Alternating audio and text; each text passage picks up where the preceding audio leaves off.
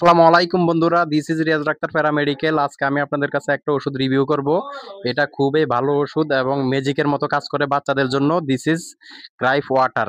গ্রাইফ water খুবই ভালো একটা ওষুধ। এটা কিসের কাজ করে? এটি একটি ঐতিহ্যবাহী অ্যালকোহল মুক্ত নন অ্যালকোহলিক হার্বাল ওষুধ, যা মূলত শিশু এবং নবজাতকদের জন্য ব্যবহার করা হয়। এর প্রধান কাজগুলো: গ্যাস, পেট ফাঁপা, পেট ব্যথা, কোলিক পেইন, অম্লতা, অ্যাসিডিটি, হজমের সমস্যা, ইন্ডিজেশন, কান্নাকাটি বা পেটের সমস্যার কারণে হয়।